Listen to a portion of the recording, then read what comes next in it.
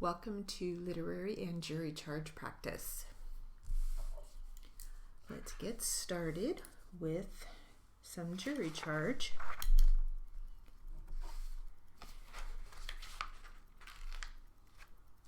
Ready? Here we go.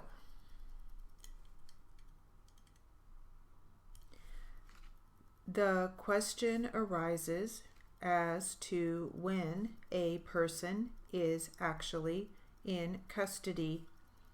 If you are stopped by the police, you may be subject to being frisked. Being frisked is a search that is done to determine if you are in possession of a hidden weapon. Police have the right to search individuals to see if they are keeping weapons in their possession. Police have the right to see whether someone is hiding a weapon. This type of search is considered a legal search. The U.S. Constitution protects the individual against illegal searches. This type of search is considered a legal search. It is the type of search that may be conducted by the police. Later, another search may be conducted of the immediate area to ensure that you do not possess anything illegal. Evidence may be taken at this time. The police have the right to conduct this type of search when someone is thought to have committed a crime. The police may not go into someone's house and conduct an illegal search. This type of search is illegal. The U.S. Constitution protects the individual against this type of search.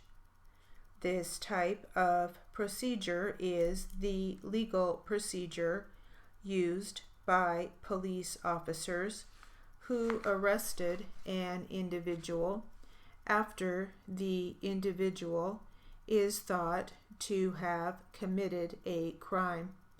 Once the suspect was arrested, he was booked. Booking is a procedure used by police officers after they have taken someone into custody for having committed a crime. During the booking procedure, the police asked the suspect for information about himself.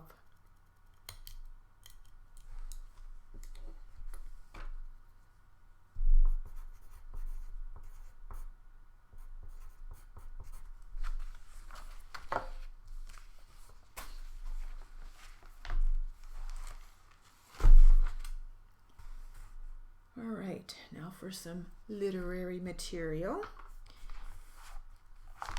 And we'll get back to our NCRA member who rocked a radio interview.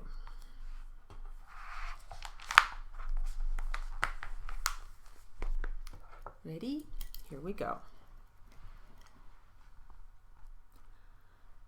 I emailed Sean on February 2, and he responded 2 days later. The rest, as they say, is history.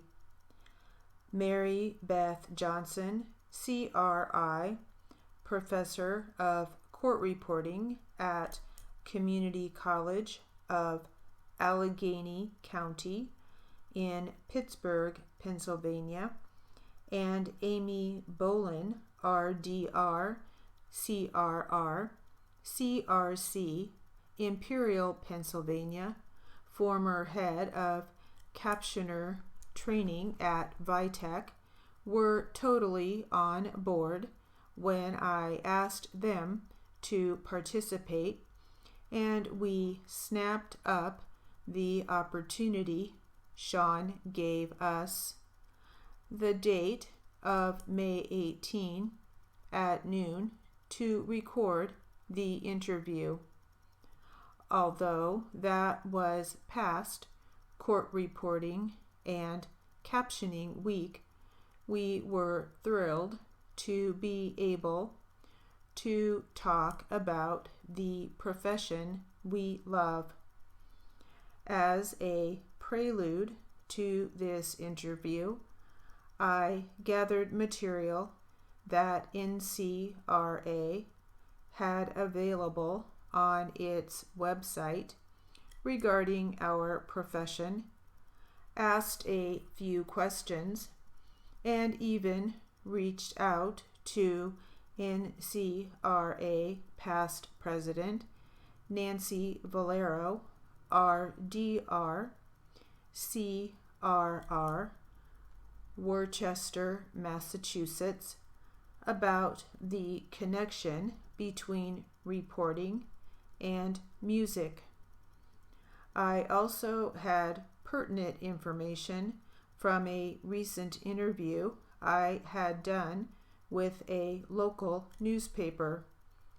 I sifted through all of it and sent Sean some interesting facts and figures. He really did the rest. He was so thorough in covering the topics, and we reporters added comments throughout. Sean did a marvelous job hitting high points and seemed truly fascinated by what we do. Because the folks at this radio station are celebrities to us, we had a great time meeting some of them after the interview and touring the studios. All in all, it was a great experience.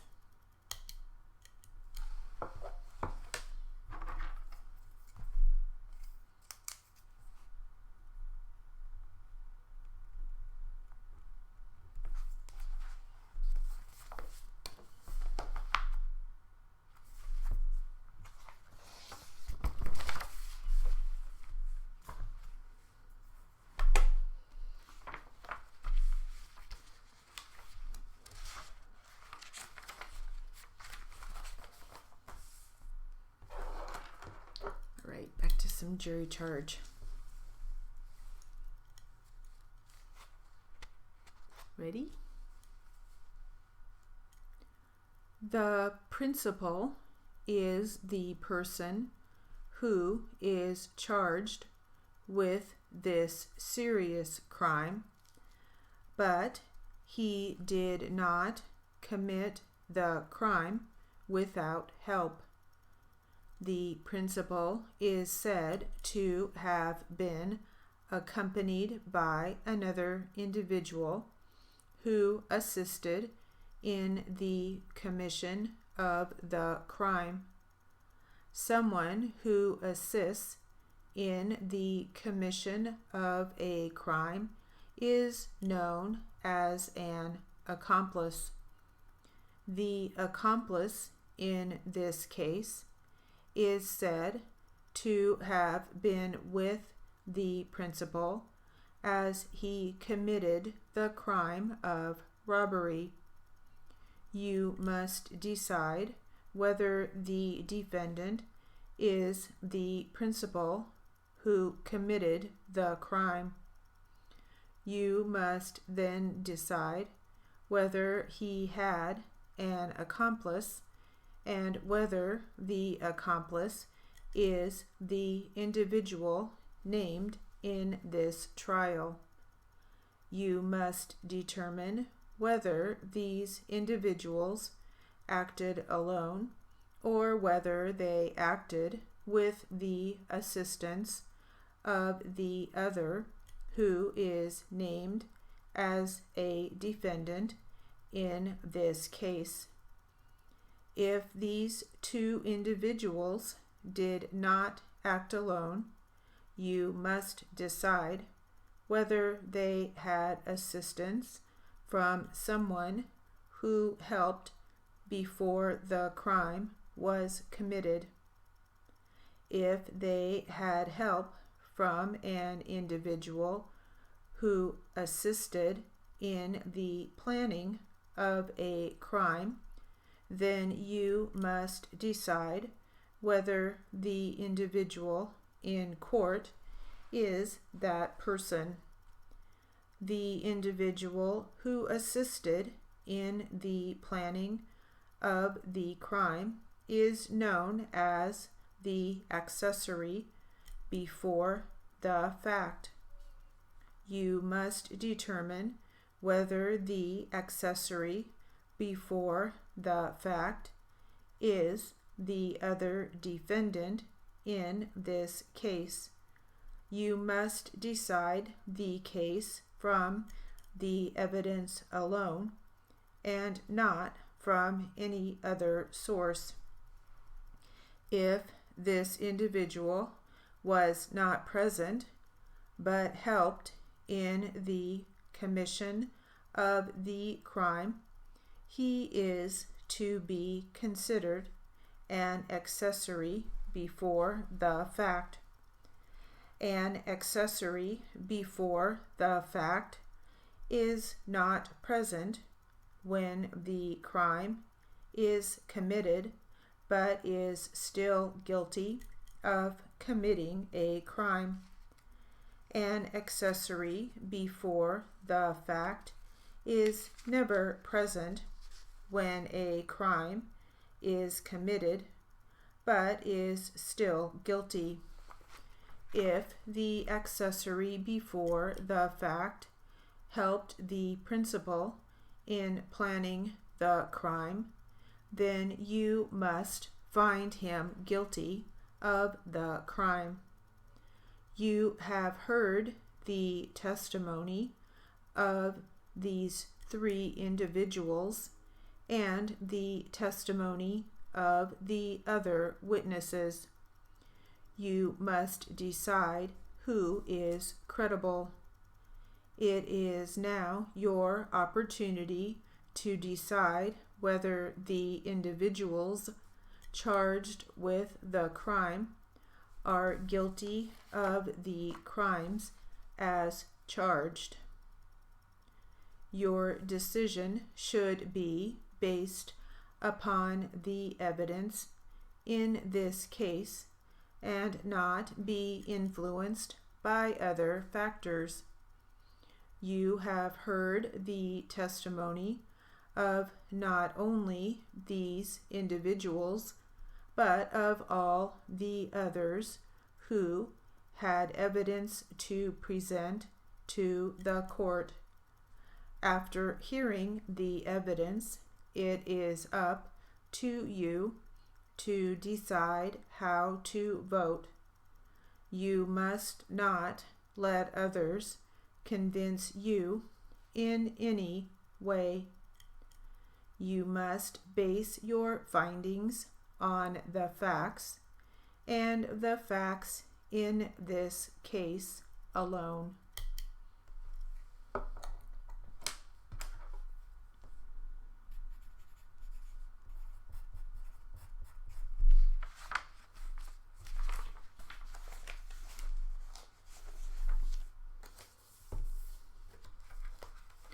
Let's see what we have from Mr. Rogers.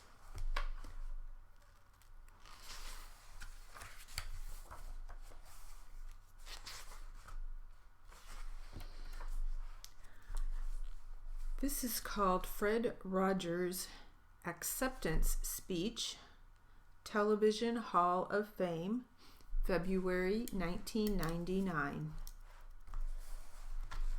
Let's see see what he has to say.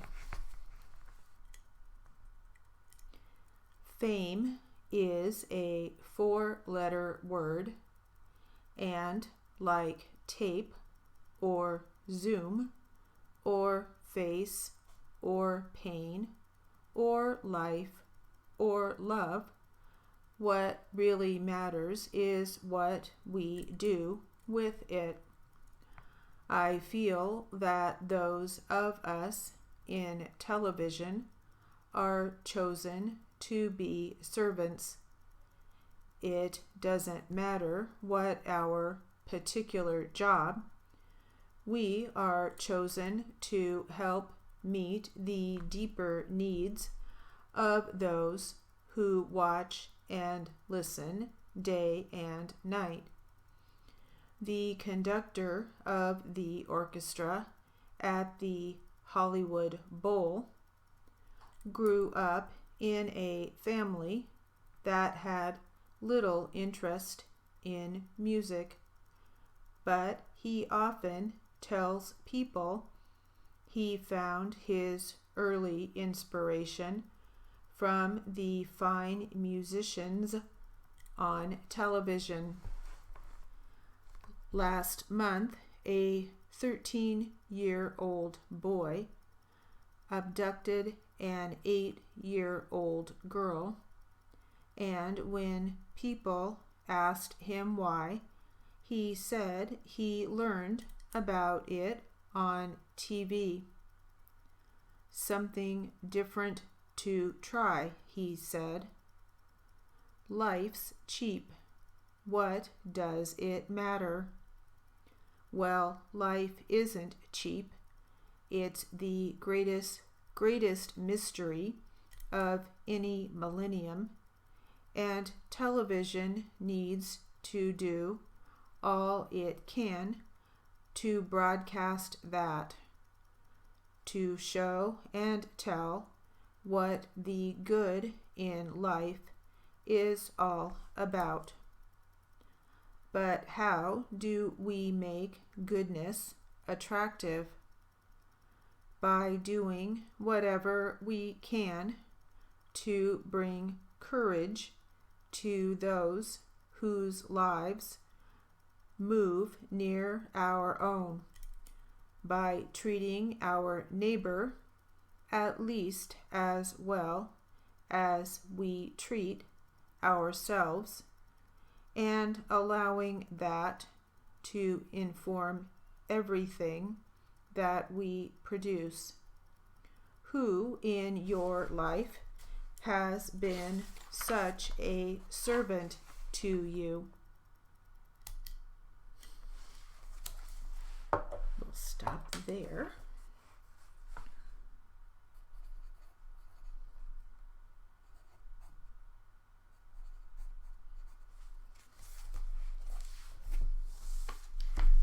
And get back to our jury charge.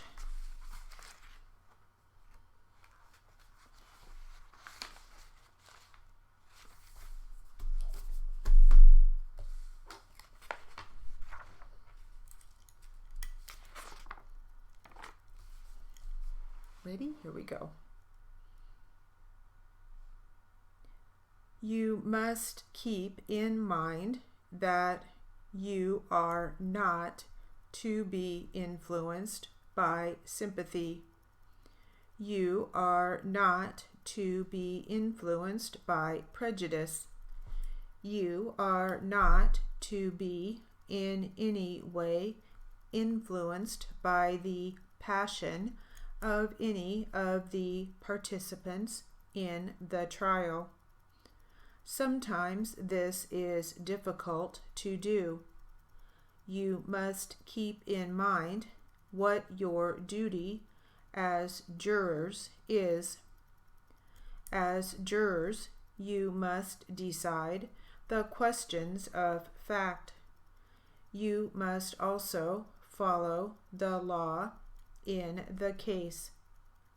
As judge, I will instruct you in the law that applies in this case, but you are to decide the questions of law. In this case, there are 3 defendants. The 3 defendants are the ones charged with the robbery. They are all charged, but not all will be treated in the same way with regard to the seriousness of the crime.